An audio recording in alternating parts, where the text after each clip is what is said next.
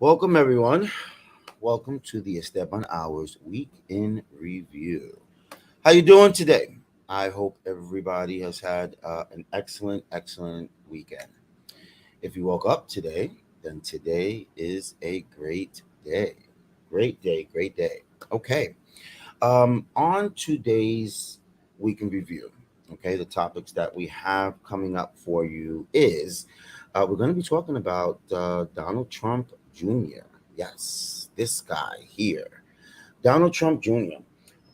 He recently had a actually his former girlfriend, one of the members of Danity Kane, has come out discussing her affair with him. Back when he was married. We're going to talk about that a little bit. And then we're going to talk about some of the laws that has been passed by this guy here, DeSantis. Some of the crazy, horrible laws that he's passed. We're also going to compare that with some of the crazy laws that Greg Abbott from Texas has passed as well. Next on the docket is Lauren Boebert. Many are getting tired of her using God and religion for everything, for dumbness. We're going to discuss that. Then we have violence on Independence Day. We all celebrated Independence Day last week, and there was a little bit of violence that went on, and we're going to talk about that a little bit. Um, we're going to give an update on the new social media application, Threads. And then we're going to talk about the oath keepers that said they basically sent a message to Trump that give in or you're going to jail, just like they are. All right. Then we're going to talk about a black couple who is mistreated by cops. I mean, brutalized by the cops. Now, that may not be news. We see these things every day, but when it comes to our attention, we will bring it to your attention. And lastly, there is I guess we can call a recovering bigot who has asked for forgiveness at a pride parade last month. And we're going to delve into that a little bit. All right. So, first, before we get into it, let's bring in our co host, Mr. Jeremy Baker. Hey, Jeremy. What's going on, everybody? Good It's good to morning. be back. Good morning. Good How was morning. your I'm weekend? uh, uneventful for the most part. That's what happens when you live in the middle of nowhere in Pennsylvania. Like nothing happens ever. There's no excitement. Are you waiting for something to happen? I'm trying to make something happen. If anything, you know what I'm saying? Hey, Yeah, got to start I hear you. somewhere. I don't live in a good spot for opportunity. This is not where you go for opportunities and to fulfill your dreams. That's for sure. It'll get But better. It'll get it better. is what it is. It is what it So is. I see we have a returning guest today that's going to be joining us on today's show, um, Mr. Paul Sizzler. Hey, Paul. Hello, everyone. Good morning to you. Well, thank you. I woke up, so hey, it's a good day.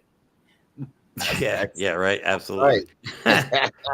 Especially when you hit my age. That's okay. I'm in my 50s, so I wake up. It's a good day. Yeah, I'm It's a starting to good feel it. Like, it's what a is it good day about? whether you're 10 years old, 20 years old, 40 years old. It's a good day as long as you woke up to see it. Yep. Yeah, you know what? Like, I don't know. Does this happen to other people in their 40s? Like back in the day when I played sports and stuff and like actual physical activity, I'd pull a muscle. Like now, I just wake up with like a a pulled muscle in my back. Like, what happened while I was sleeping that I had pulled a muscle? Can't Well, move my neck. Oh, give it getting another old sucks, man. decade. Give it another Don't say that. decade. Don't say that. I'm Don't struggling say that. already, and I'm only 45.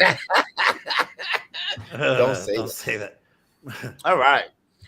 All right, guys. Let's get into the show. So first on the docket is about Trump Jr. And his ex from one of the members of the group Danity Kane, Audrey. or O'Day. Are you guys familiar with that group? I forgot all about that. She was on that show with Diddy, wasn't she? The making the band. She was, yes, yes. Yeah. And I meant to show a quick clip of their number one song that made them famous, and I Oh, forgot to okay. do that. But Oh, yeah, they have a number one okay. song. That's what made them go famous. They were produced by Sean Puffy Combs or P Diddy, whatever. And I loved that song. Loved, I loved, don't. loved that song. I'll have to. I don't remember the song. I remember the show, but I don't remember the song. I'll have to look it up afterwards. But no, this Maybe, yeah. the interview she just did with Michael Cohen is incredible. Like a one-on-one exclusive interview, and they were together. According to her, they were together before he was married. Like he ended up choosing the way he is now over them being together. Is the way she painted the picture, and Well, they were is it really in true that love. Like she. is it true that he was messing with her even during marriage? Yeah, even after the marriage, yeah, they were still there was still stuff going on, and they were like madly in love. They really were. I mean, of course, and she makes him sound like he was a halfway decent person back then. I mean, we can show the Well, clip real quick, as and then she you guys. go ahead. A gay club, and our first time going out together, I told he wanted to see me so bad, and I was like, well, I'm going to be at a gay club tonight. And Marco Andretti, I think we had Mario's the father, right? Yeah, so Correct. Marco had a crush on me. He had come to the finale, and he was like going to come to the gay club because he liked me, and I kind of told Don. So That's right. She was on Celebrity Apprentice. That's the other thing I forgot to mention. That's Dawn shows up to the gay club. My assistant brings me in, and I'm talking about this is like one of the biggest gay parties in New York. It's a huge fucking club, and everybody is in a G-string or less.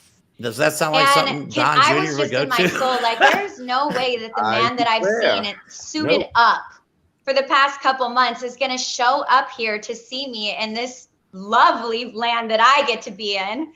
And he did. And my assistant said he was very comfortable, and she remembered him like being totally chill and nice with everybody, which I mean, I looked at his Instagram for the first time in years. She gets into it. They ended up, Yeah. according to her, I will show the article that we have. Well, first of all, she described Donald Trump Jr. as being super comfortable in that gay club, which is the complete opposite of what he's been doing publicly, right? For his comrades on the right, he has totally been demonizing the LGBTQ plus community. Um, um, and now to be told that he was super comfortable, it's crazy. In addition to that, they had sex in the bathroom in a gay club. So Yep. how scared could you be? You've got to be in a bathroom that probably services both men and women, on both sides, and it's okay for you to have sex around the gay community, but you don't know, you don't say that in public. He hasn't mentioned any of that in public, which is what's a shame, hypocritical and two-faced. Well, remember we reported on the show, Paul. I don't know if you heard about this. But he was planning a trip like this xenophobic, homophobic, racism tour in Australia, and they ended up getting like 20,000 people protesting against him even coming into the country. And he said it was because they denied him a visa. Well, the Australian prime minister was like, "No, we gave you a visa. You just didn't want to come because there wasn't enough ticket sales." Did you hear about that, Paul? No, I didn't hear about it. How do I know something that you don't? I go to you for everything. That is a first, everybody. I actually heard of something Paul hasn't heard of. But yeah, I've been so concentrating anyway, a lot on my book lately. So I know you have. Oh, that's right. So, but yeah, he was That's going to right. That's Australia. right. He Paul was going to has a Australia on book his coming tour. out. That's right. Okay. Almost So, finished. 20,000 people, for a country like Australia, can be determined a lot of people, because Australia does not have as many people as, let's say, the United States does. So that was a big thing that hit the news source. On top of that, it's really refreshing to start to see um, governments and people in leadership answer back to the bull crap that many on the right spit out. In other words, the Australian government responded and said, "No, that's not why you did get a visa.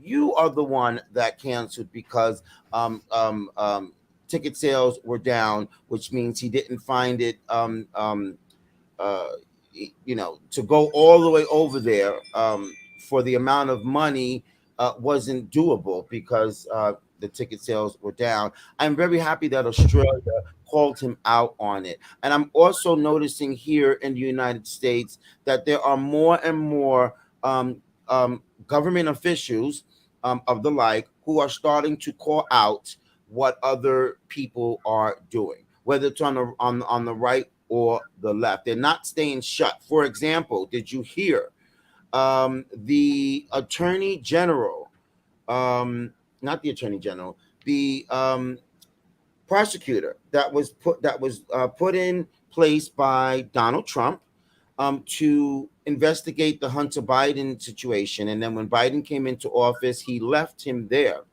Well, since his responses have come out, the right has been demonizing him, and coming up with all kinds of conspiratorial, ridiculous stories. But he did not stay quiet.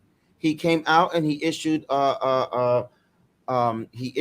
a response, and he defended and explained himself as to what he was doing. Basically, he was doing everything by the law, leaving the Republicans speechless as usual. Is that really a surprise? It's usually how it goes. They come up with a conspiracy and then it just gets shut down completely. I mean, uh, now more than often, because people are just tired of the bullshit. People are just tired, and so I tip my hat to them. They are starting to, in the past it used to be, don't say anything, leave it alone, it'll die down. But not, I'm noticing not anymore, because the right is not. They're not listening. They're not changing. They're doing it no. even more and more and more. And what's Well, happening is that as long as nobody on the left or the opposite side is rebutting or defending, the public is taking it as truth, because that's what the Republicans are spewing out, and no one is counteracting them. Well, they are well, now. speaking, it's actually a good topic to bring a good way to bring up our next guest, which is Mr. Ron DeSantis here. And the stuff that he's doing in Florida. Now, Paul, I know you're aware of this stuff, but the laws he passed are just barbaric. And I don't understand what his end game is. Like, was he really expecting people? Like, there's a good article in PBS NewsHour. The abortion ban. We all talked about that. Don't say gay. Okay, talked about pronouns. Like, are any of these that are actually important to like helping people out? I don't know, guns. He's appealing to a certain aspect of the population. Yes. He's And banning diversity. right.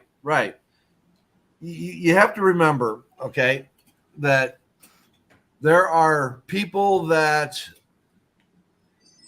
we want inclusion, we want diversity, we want equality, we want equity for everybody.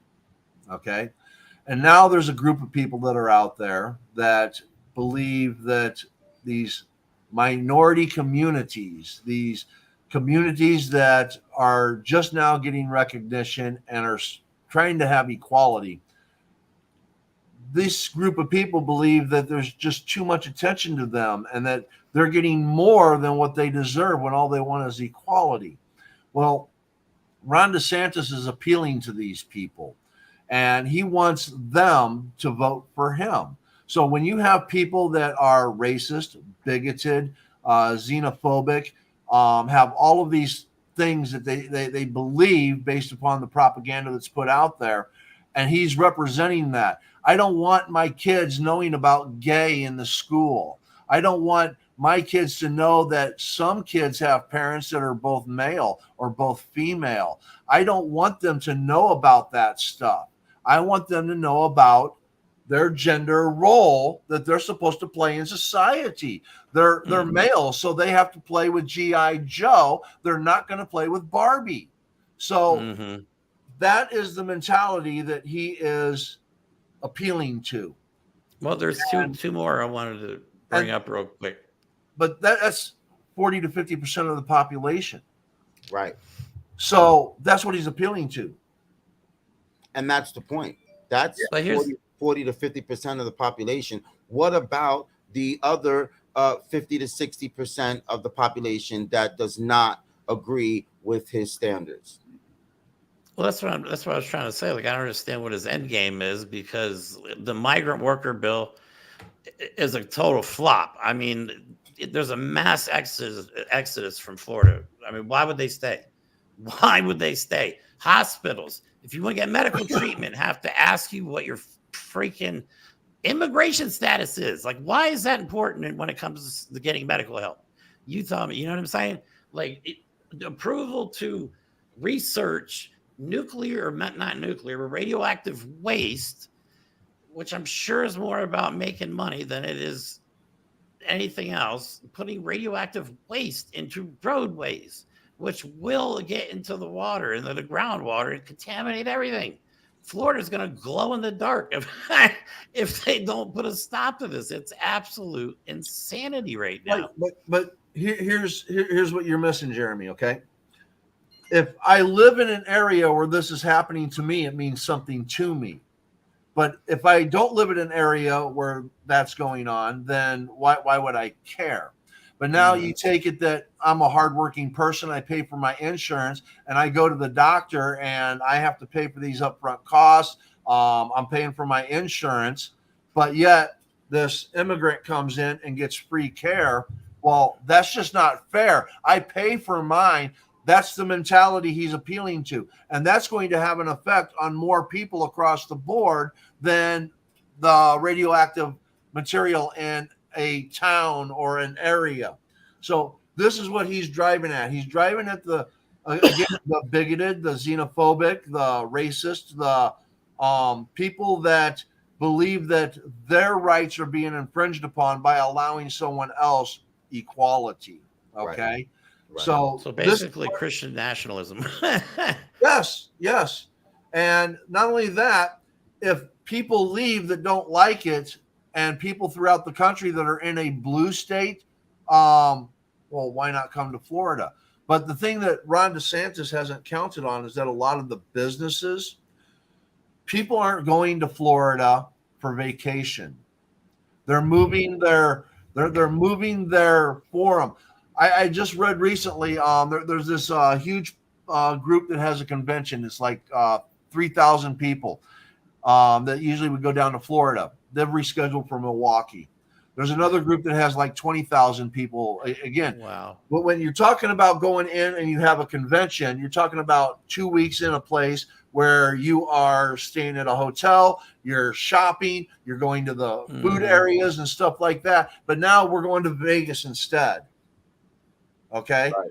So this is where the one thing Ron DeSantis didn't expect is that he was going to lose tourism, which when they lose tourism, they lose money for the state. The other thing that they lose is employment, because people that during this busy time, when people are coming into the state to do these things, people are getting hired to compensate. Hotels are bringing on more people. Food places are putting on more people, restaurants, bars, so on and so forth.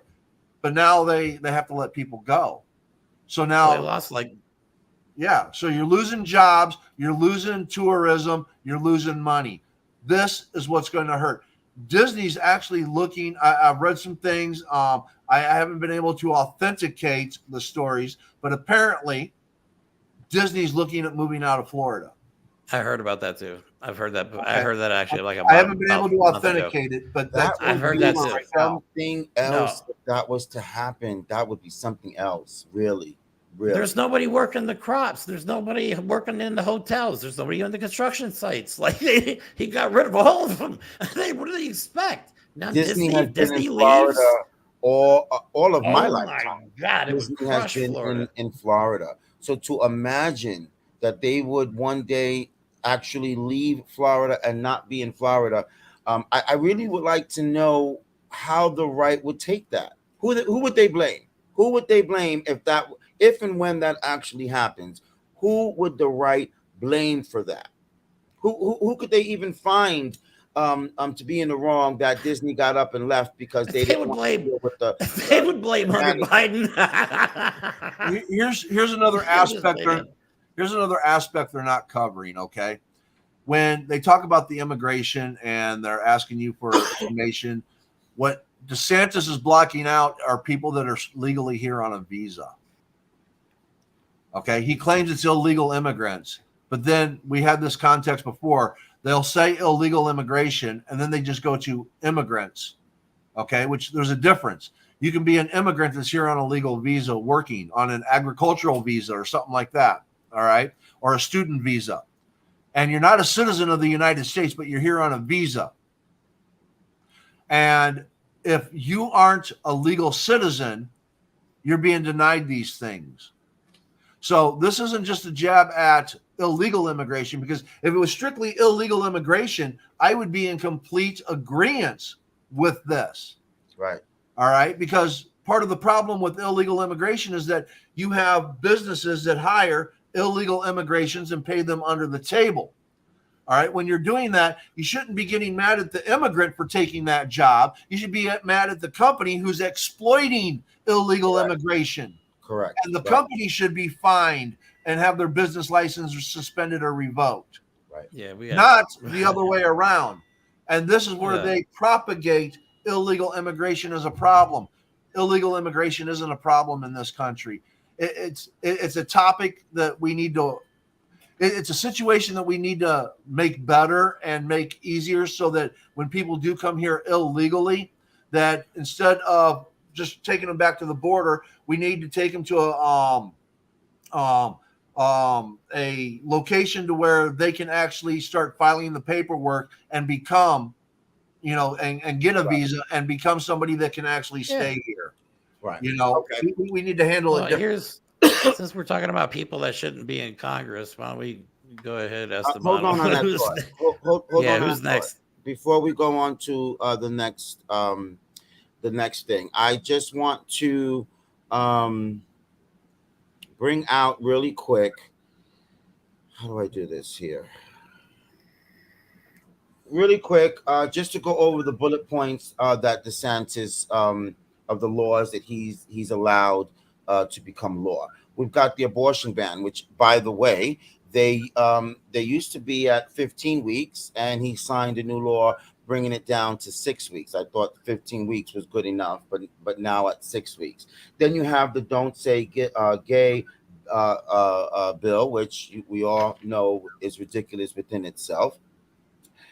Then the pronoun bill, required to refer to people and don't correspond to a person's sex. Then we have the death penalty.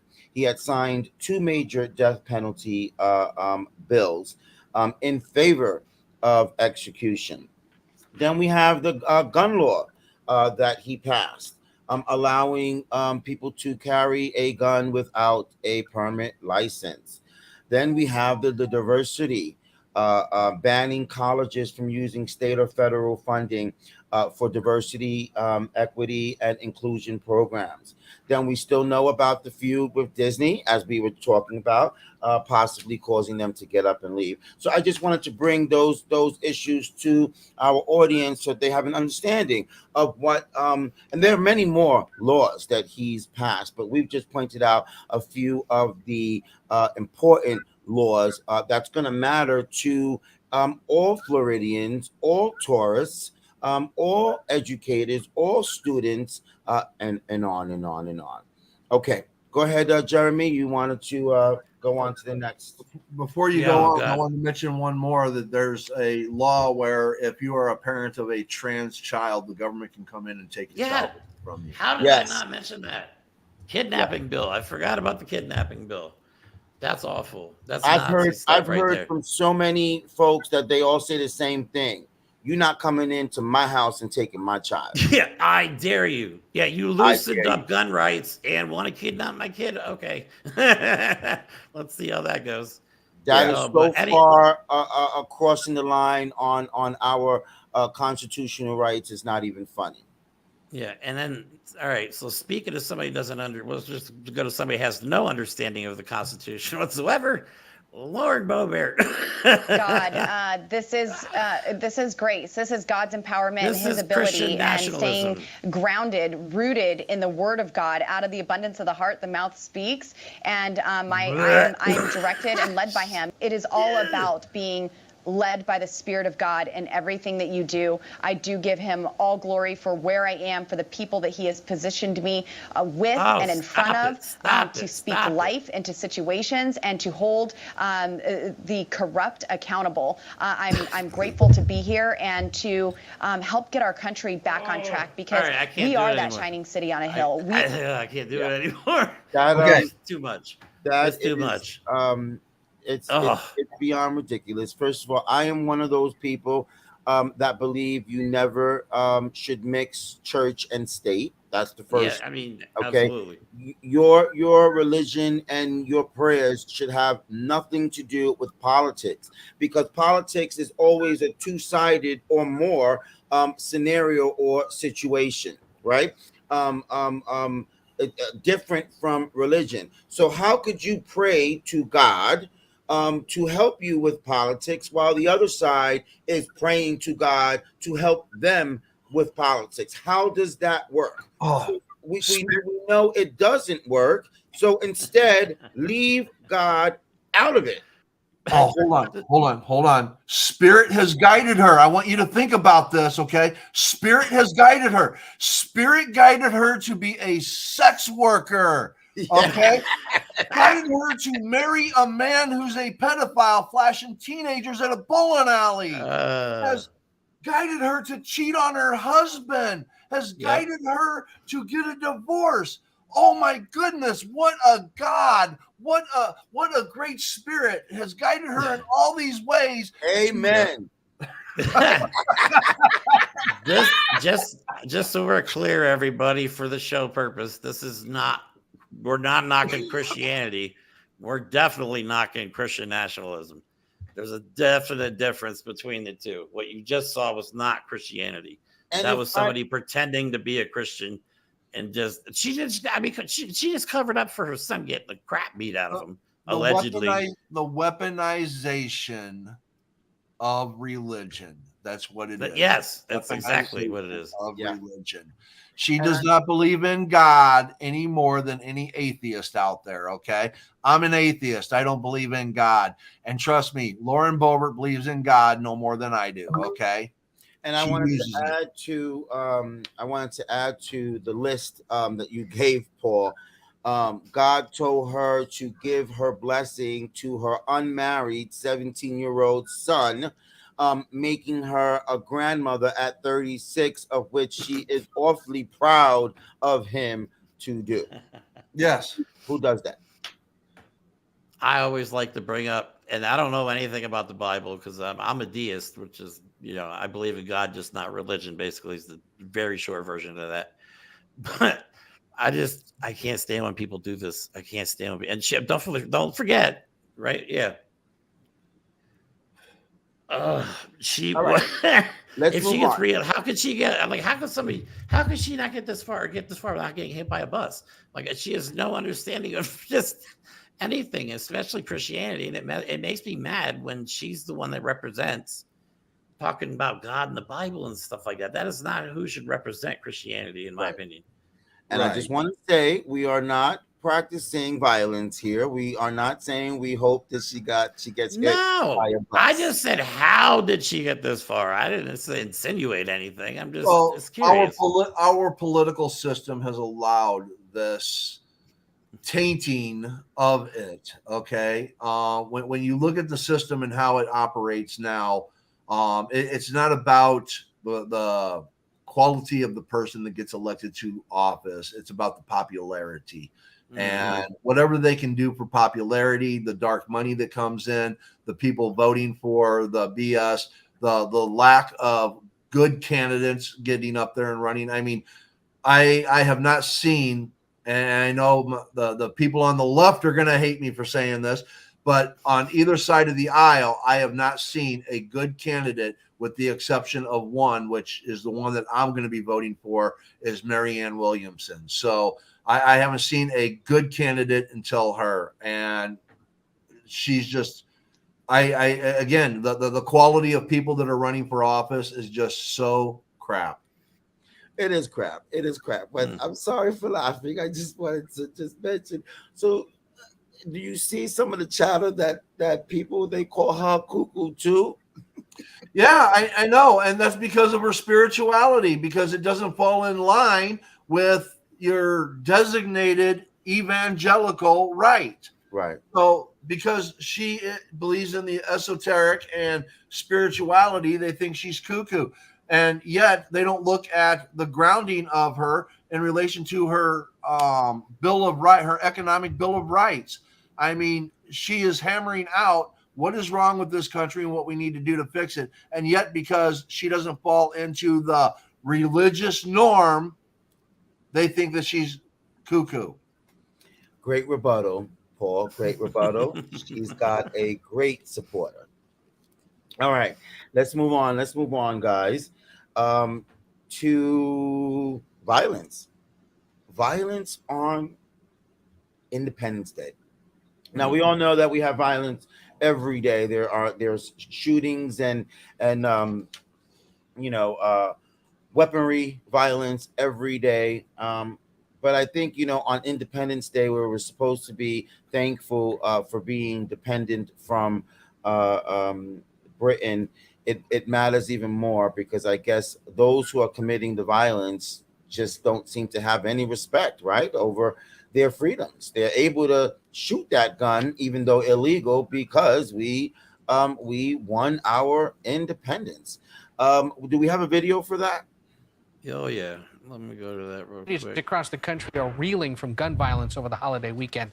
That includes Shreveport, Louisiana, where a shooting last night left at least 3 people dead and 6 injured. In Washington, D.C., at least 9 were hurt in a drive-by shooting. This all comes after a weekend of deadly attacks, including a mass shooting in Philadelphia. Police have arrested a suspect accused of killing 5 people in the Monday night attack. The suspect will be arraigned today on murder charges. Jared Hill joins us here in Studio 57 now with more on the shootings across. All right, we're good with that. You know what? I hate to say it, but I actually expected violence on 4th of July, and I feel like shit for saying that.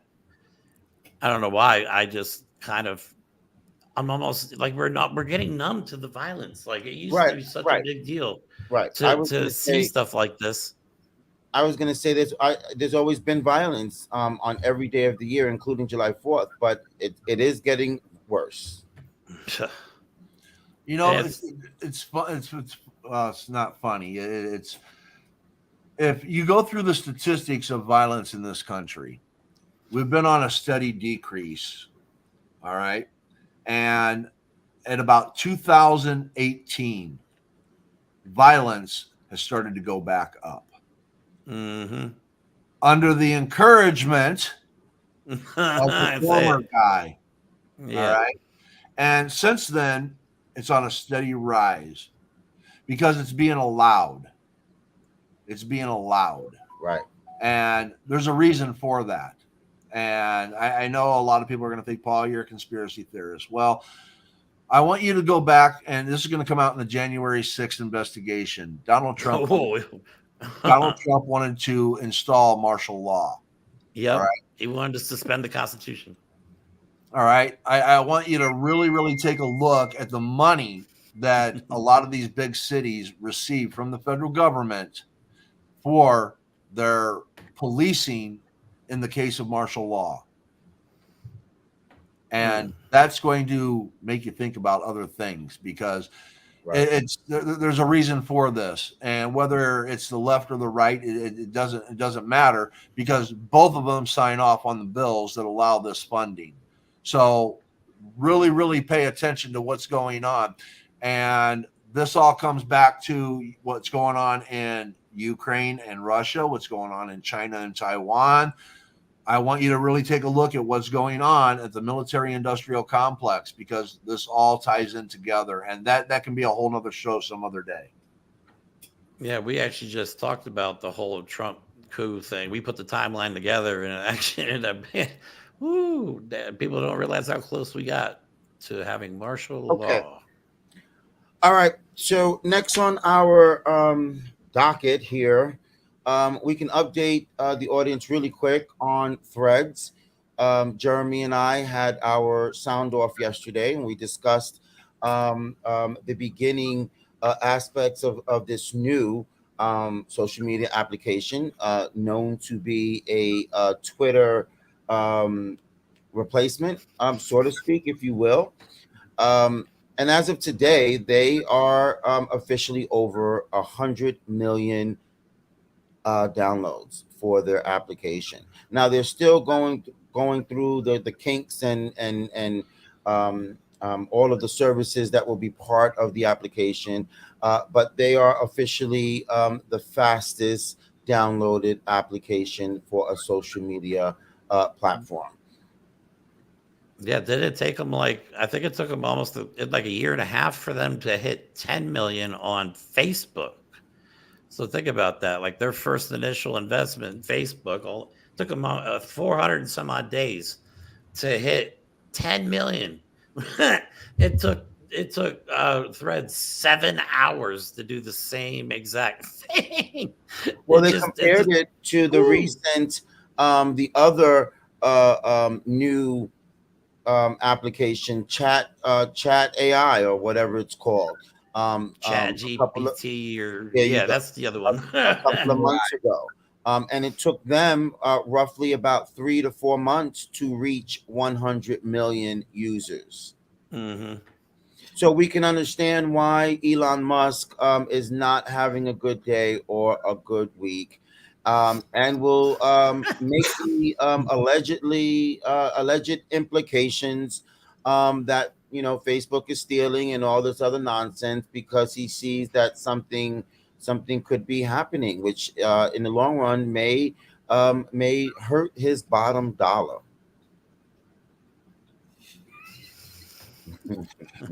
Remember, I have a book titled The Red Herring Effect. I'm an expert on propaganda. I want you to think about this. COVID-19, lockdowns.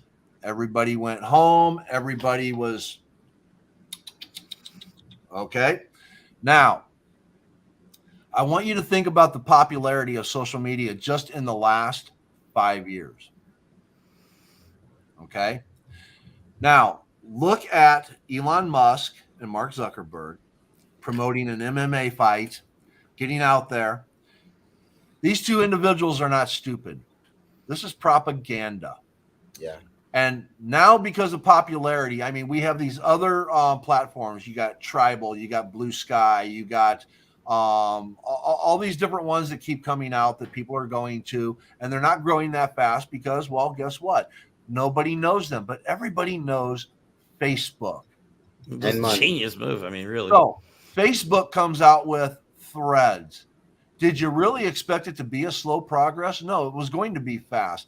And now if somebody else that is popular in the Threads, like say LinkedIn, if LinkedIn came out with something, it wouldn't grow as fast as what Threads does with Facebook because of Elon and Zuckerberg. Because who runs LinkedIn? Do you know their name? Who's the millionaire or billionaire? Don't know. You don't have the popularity. You won't have the propaganda. So will it grow? Yeah. Oh, it would grow if they came out with a thing like Threads, but not at the rate that Facebook does because of the popularity of Facebook. So it's a popularity game. Give me 1 second. It's a popularity game, and Elon and Mark Zuckerberg are in this together. They're not adversaries. They're allies and promoting their platforms. And everybody is falling for it. And hey, we got 100 million people that signed up for Threads. Guess what? in the long run, this competition that they're promoting is going to make both of them buku bucks. I don't know. That sounds a little too much. That sounds like a little too much for me. I don't know about that. I'm kind of hoping they hate each other's guts. Actually, You would. I know, right?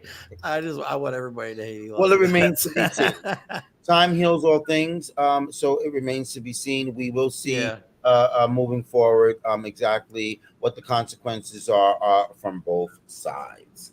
Let's move on, gentlemen. I guarantee you a Mark Zuckerberg, Elon Musk MMA match will bring in more pay-per-view than any Super Bowl, any WWE, anything ever promoted. God, it will be the hugest thing ever, with more people tuning in from across the world, and they're going to shake hands afterwards and hug each other, and people are going to be like, why? Why'd they hug? Because they're friends. I think I believe that. I really do. I hate when it makes sense. I hate when you make sense like that. Don't do that. You're ruining my dream. All right, guys.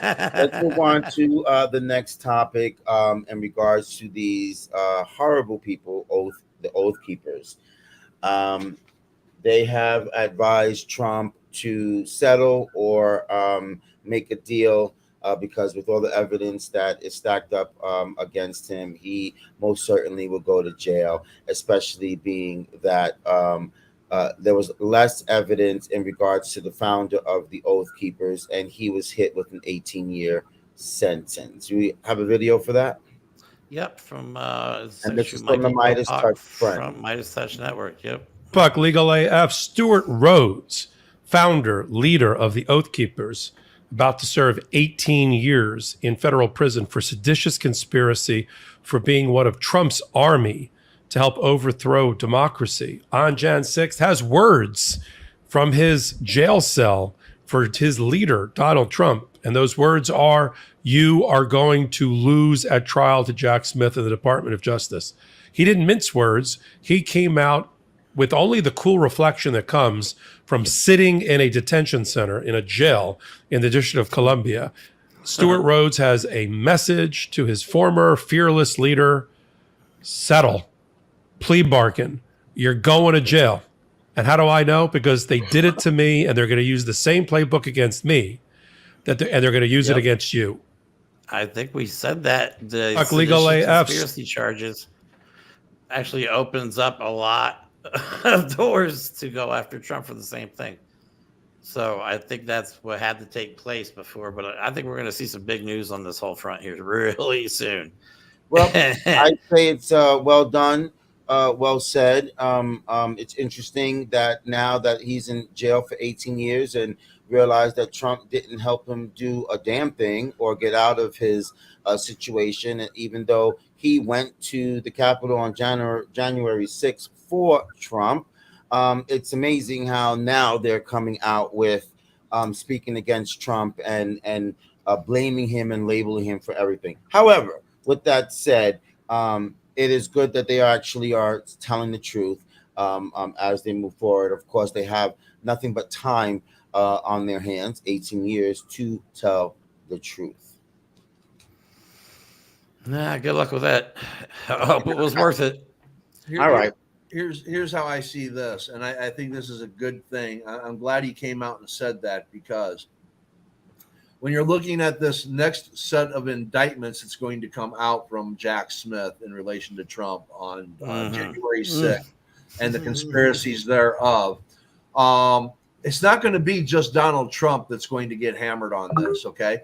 Rudy Giuliani has been questioned. Ivanka Kushner has been questioned.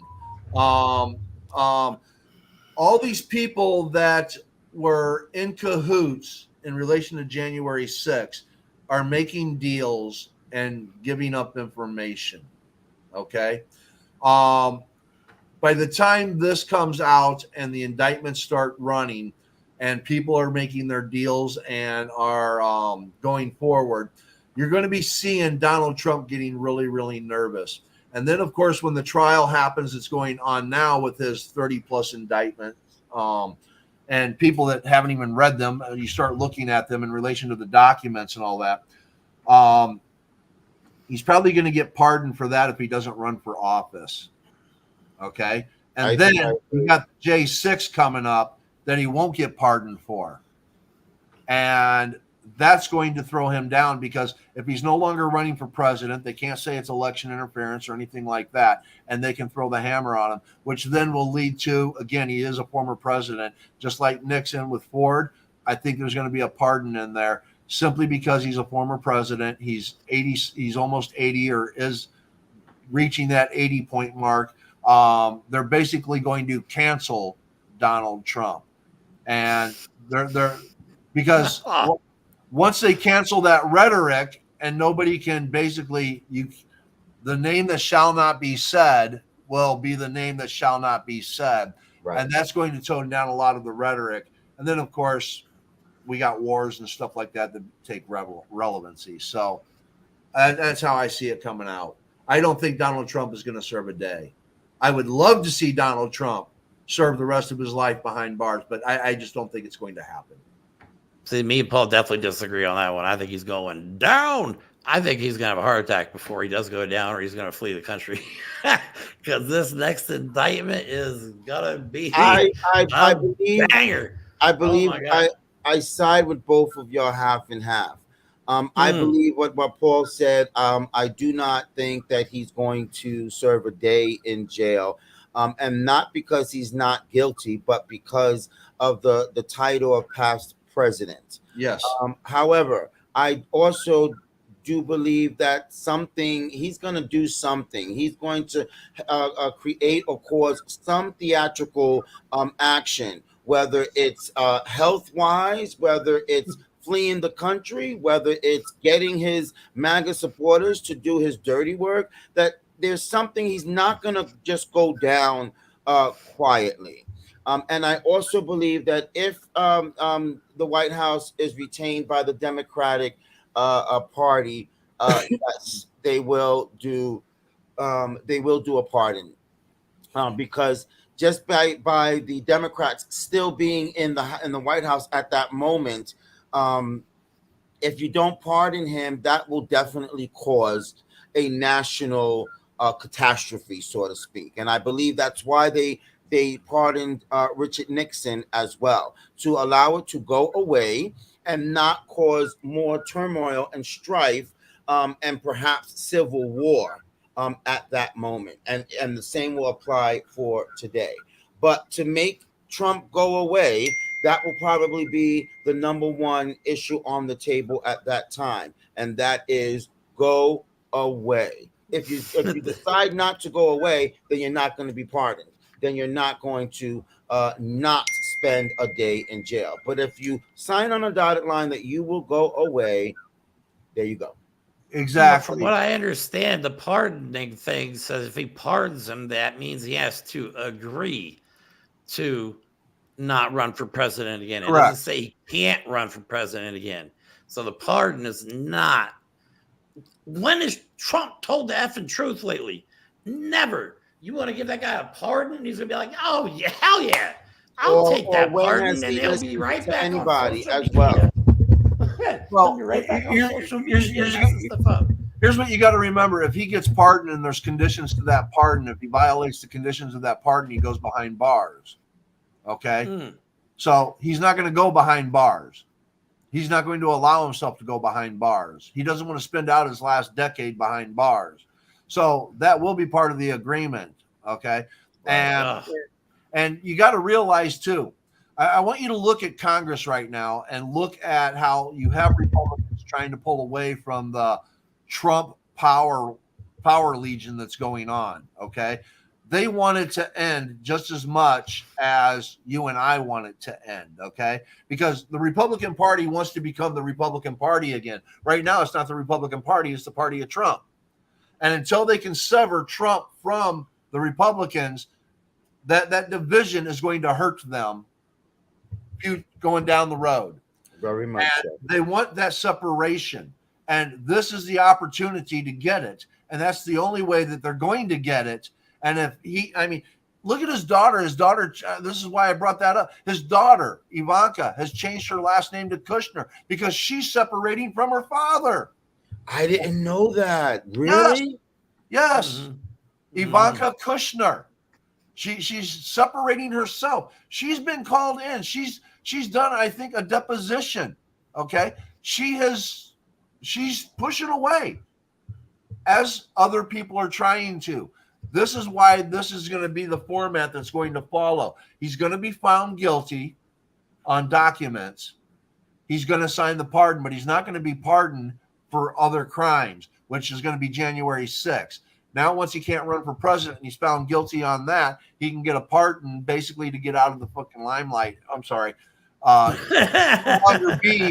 no longer be a media thing. And that's going to be the end of Trumpism. Once he's censored, that's the end of Trumpism. And all those people that are still trying to fight for Trumpism, they're not going to get the media coverage. They're going to fall to the wayside. And then the little gatherings of 5,000 people will no longer make the news, and they lose their steam. And once they lose their steam, the Republican Party can regain its footing. Right. I just think. Okay. All right. We Let's can't move on, handle guys. more years of that, though. You know what I'm saying? We just can't handle more years of that. We can't. But let's see what happens. Let's move on, guys, because the time is getting on us, and I am really trying to trickle down and discipline us with our time. Okay. We're still getting there. We've got this couple, African American couple, who's been brutally mistreated by cops. Let's play that footage. All right, just so everybody knows, it's kind of brutal. It's messed up. Just so everybody knows, the video is kind of disturbing. Trigger warning. Disturbing video now out of Southern California. The Los Angeles County Sheriff's Department has launched an investigation into its own officers following an incident just outside of a grocery store. Body cam video shows the moments that a deputy slammed a woman to the ground, leaving her gasping. It's an elderly woman with cancer, by the way. Has the latest on this. Stop manhandling me! I didn't do nothing! This morning, the LA County Sheriff's Department investigating this body cam video showing a deputy throwing a black woman to the ground. No, you can't touch me. You can't touch me. Get down on the ground. Get on the ground. It's already on YouTube. Stop. Live. I don't give. Stop. Stop and get punched in the face. Punch me and you she still fights. According to the Sheriff's Department, the deputies were responding to an in-progress robbery, encountering the man and woman in a grocery store parking lot in Lancaster. All right, just so everybody knows that she had cancer. Okay, they were trying to arrest her husband, and this is all over a cake. Okay, not like money, not a bunch of groceries, nothing. A cake. They mistreated him, and he was like, well, he was confused. They were just shopping, and then he was getting arrested. She was filming it. The cop goes over. That's all she was doing, was filming it. Takes her, throws her on the ground, and literally manhandles her.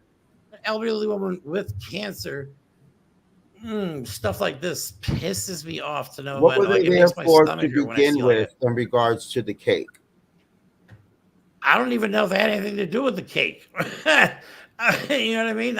They just targeted a black couple, and then. I mean, they said it was a robbery in progress, is what they're saying. Like, did they look like they were walking out of a store? That is the MO. That is the MO defense from police officers. Nothing has changed. To give them the authority to do things like this. I've said it before, and I get stuff for it, but like, I don't think people understand. Like, I'm pretty sure that they just got hit for fitting the description, which I hate. But black people have gone to jail, been mistreated for years because they fit the description. I will reserve my judgment or my opinion in regards to this case until I can learn a little bit more. So Jeremy, as the time goes on, stay up on this story, and give the Week in Review any updates that are happening They're here. following it. Okay, these things are happening all around the world. Excuse me, Yes. all around the nation. These very things are happening. Some of them might be warranted or called for. Many of them are not. This video within it on its face looks really really bad. But as you can hear the police officer say in the video, he doesn't care. So we'll come back to this, and you bring to the audience's attention any updates on what may be going on. I guess I see a lawsuit coming. I was going to say the same thing. Definitely. I feel so.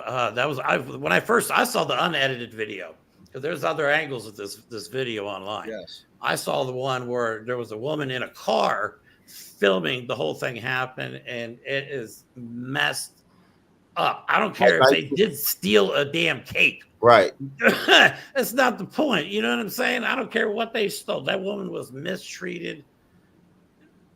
I hope the cop goes to jail for brutalizing that woman. I mean, that was when you get a unnecessary. chance, you can send me that footage, Jeremy.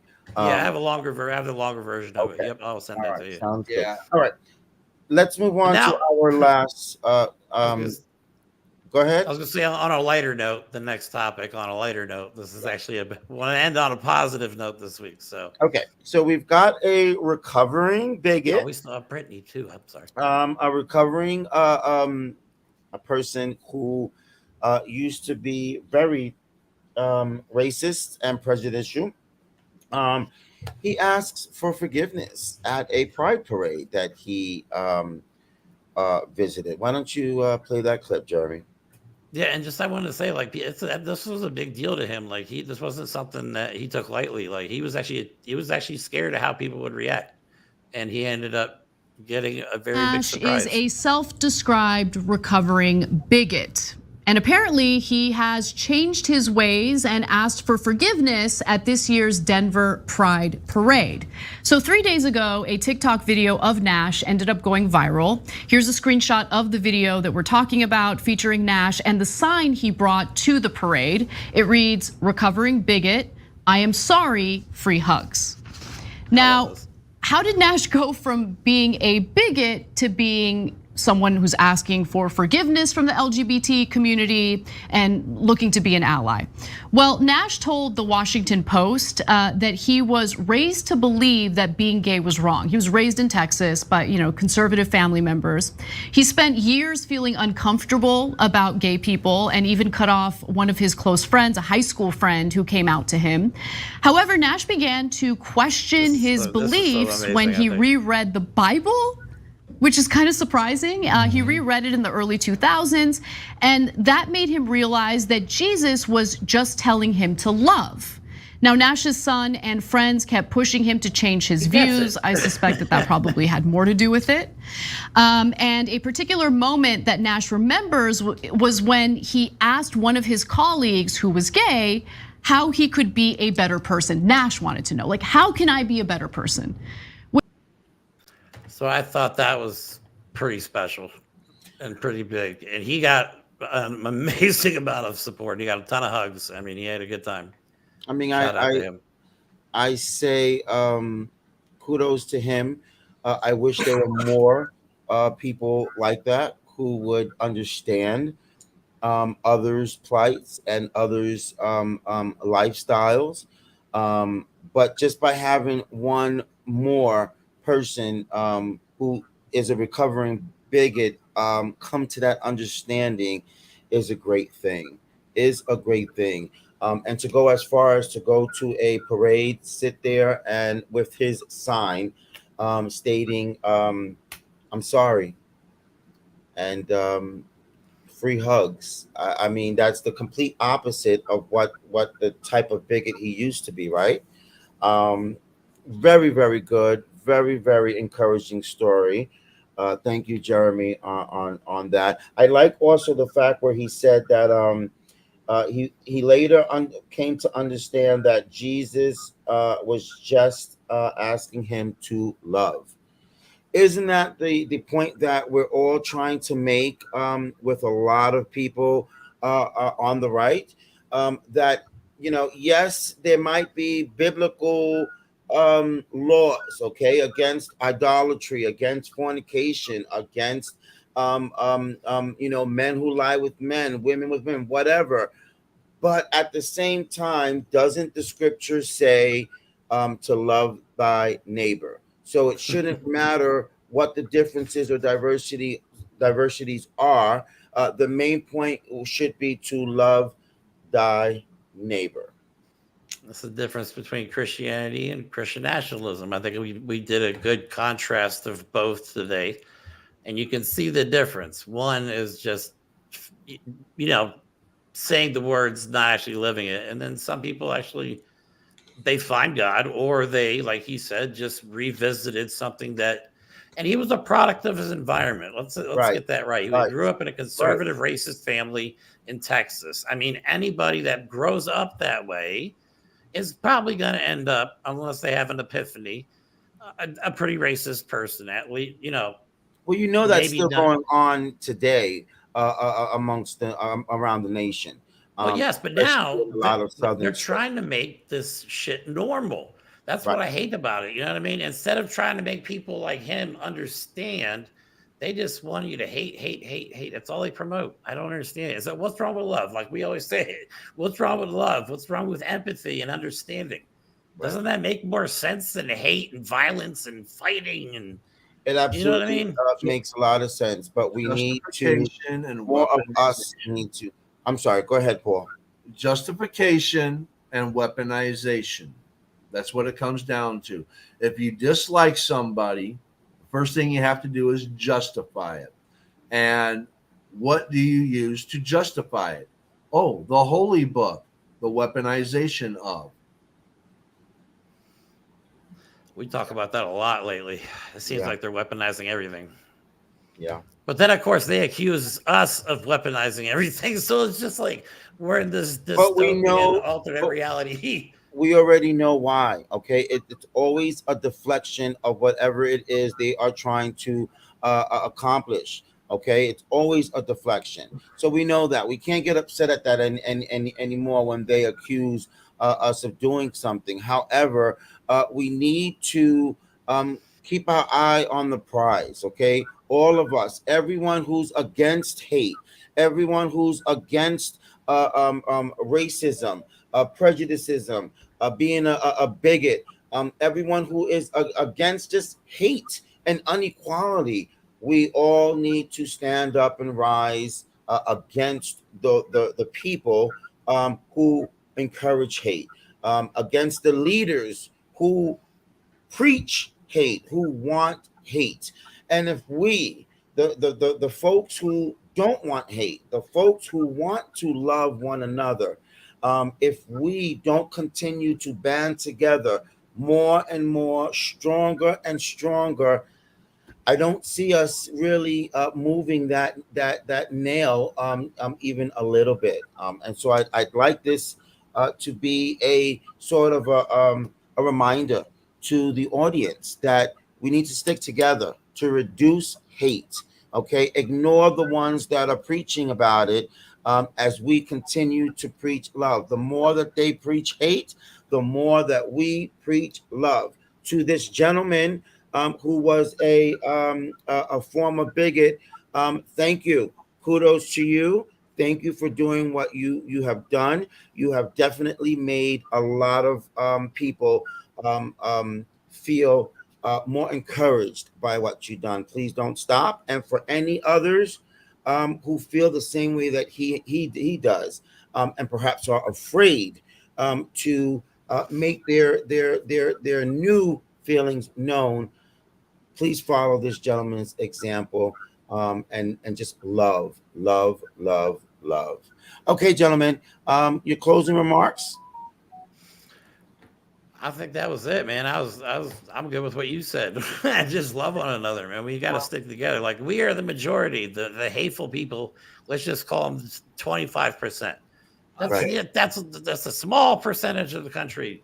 Okay, when you consider the amount of people, but we're so unorganized or disorganized, whatever the correct term is, fighting over because they keep telling us to fight over race, fight over religion, fight over this, fight over that. And then we're like, okay. And then we do that. But we're too blind to see that if we actually came together, oh my God, we would make them irrelevant. We would just wipe them off the map eventually. You know what I'm saying? Absolutely. But until that happens, like you said, Paul, your final it's gonna be a thoughts? nightmare. Well, I'm going to give you food for thought. What would Jesus do? And of course, even though I'm an atheist, okay, I have read the book. And Jesus Yeah, said, he knows it. Jesus said, how's the homeless? He said, feed the hungry. Okay. He said to do all these good things. Jesus is a socialist. I was going to say, that sounds like socialism to me.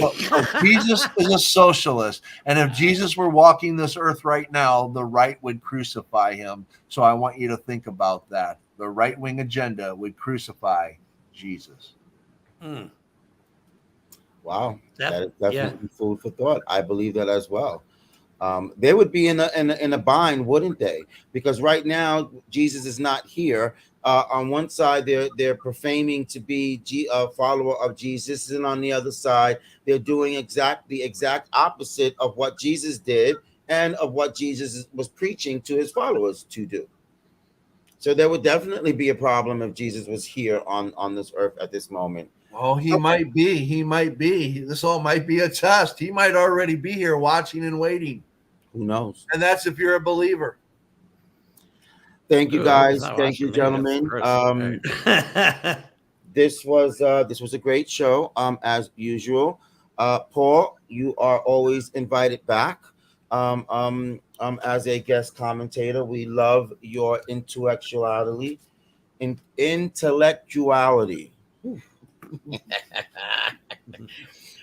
Jeremy, it's always a pleasure as well as the co-host of the Esteban Hours Week in Review. Ladies and gentlemen, I hope that you enjoyed today's episode. And as Paul said, was able to take in some food for thought on today's topics. If you have any questions or comments, you know where you can send them. The handle at the Esteban Hour on any and all of the social media platforms. Please follow, like, and subscribe, and also share the live. We would greatly appreciate that as well. Okay. May everyone have a wonderful week and enjoy what's left of the rest of the day.